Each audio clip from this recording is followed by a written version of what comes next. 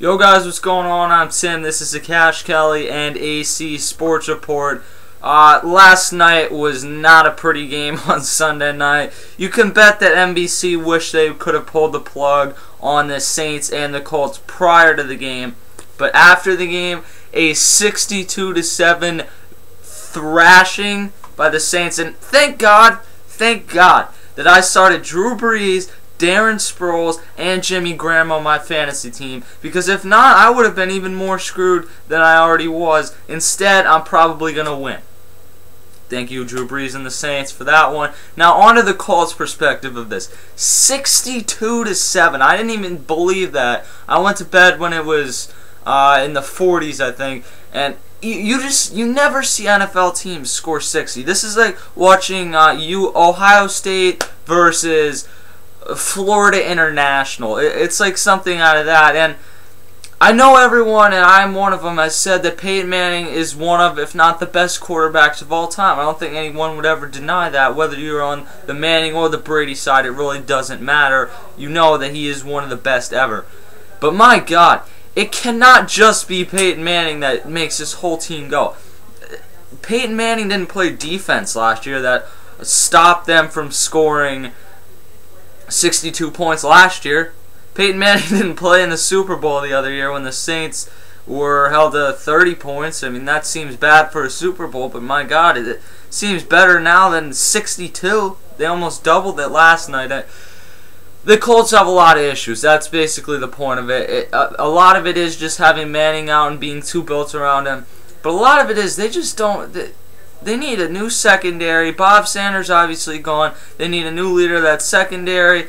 Dwight Freeney and Robert Mathis are still strong. Offensive line-wise, Jeff Saturday, I think, is losing it a little bit. He's still one of the very best offensive linemen in the game. Running back, I don't get it. Peyton Manning in the offseason took a pay cut to keep Joseph Adai. I would have just been like, I would take a pay cut to win. But how is Joseph Adai even helping us at this point? What is he doing right now that is making us look better? He had one really good year, and since then he's just been a mediocre running back, can't stay healthy. The list goes on. So there's that. A lot of people have talked about the Packers potentially going 16-0, which I just don't see. But let's go down the Colts' schedule. The Colts are now 0-7, I believe. Yes, 0-7, and they really have not been in it at all in any of these games. Week 8, Titans. That just seems like a loss. The Titans aren't a great team, but they played pretty well this year. Week 9 against the Falcons. That's a beatdown. Week 10 against the Jags at home. The Jags aren't a good team, but I'm pretty sure they can pull out a win in this game, or at least if I had to make a guess here, I'll give it to the Jags. Week 11 is their bye. Week 12, you got the Panthers. Cam Newton's going to light up that defense. Week 12, Sunday Night Football again. Tom Brady and the Patriots coming. Now, if Drew Brees did this, I'm saying over-under for points scored by the Patriots is 80, and I'm going to trade for Tom Brady for my fantasy championship.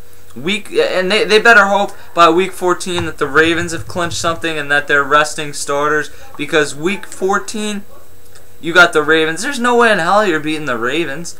I mean, we failed to mention that Curtis Painter is the quarterback. And if not Curtis Painter, it's Mr. Let's run out of the back of the end zone, Dan Orlowski. Or, I don't even know if Kerry Collins is still on the roster. He was there at the beginning.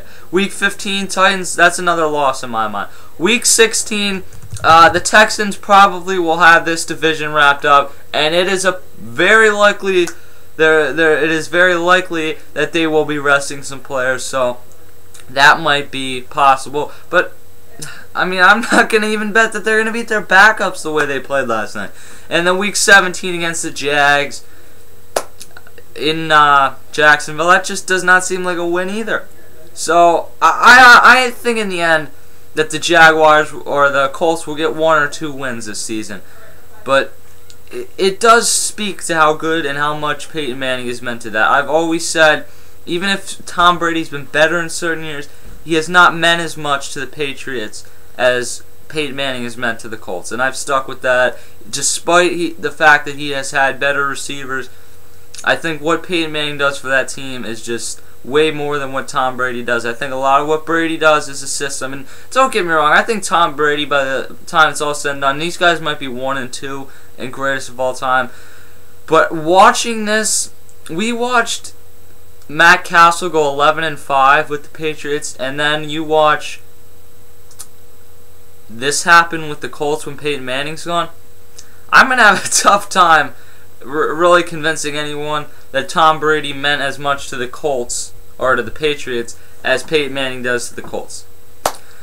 Now, one other thing that's come up is if the Colts get the #1 pick, Irsay, the owner, Jim Irsay, has said that they would consider taking Andrew Luck and maybe doing like what they did with Brett Favre and Aaron Rodgers. Now, I see Peyton Manning coming back and still being good at a high level, at the level he's been at for at least another year or two. After that, I still think he'll be a very good quarterback, but you're talking 37 years old at that point, and you just can't expect the same type of production. All that being said, if you get the chance to draft Andrew Luck, most people are saying, oh, this guy's a can't-miss guy, you got to go for it. And if that was your only hole, then I would say so, but my God, are you really going to put this team around a Peyton Manning who you see this is what's happening when he's out? Well, if he declines a little bit, don't you think this team's even going to be in a worse situation? You got to get a running back, a brand new defense, get Jim Caldwell out of there. My God. Start getting some actual legit receivers besides Reggie Wayne. Austin Collie and Pierre Garçon, I believe, are complete products of playing with Peyton Manning. Dallas Clark has had some injury troubles. Get a running back. You haven't had a legit running back since Edgerrin James in 2004. So there's a lot of work to be done for the Colts. And to draft for a position where you have a guy locked up for like 5 years, $90 million, it just seems like if that's you got to draft for necessity when you're as bad as the Colts are this year. And I just don't think that they can just say, oh, we're going to draft Andrew Luck and sit him on the bench for a few years. You got to put a good team around any quarterback to have him have success, whether it's Manning or Luck. They're not going to have success if they don't have a good team around them. That's the simplest way to put it. The Colts, I mean, anyone who jumped on the Colts bandwagon and then became a Colts fan because of Peyton Manning, you're kind of getting some payback here. And anyone who's a straight-up Colts fan, man, I feel bad for you right now. 62-7. Drew Brees, thank you for winning me fantasy this week. We'll see you guys later.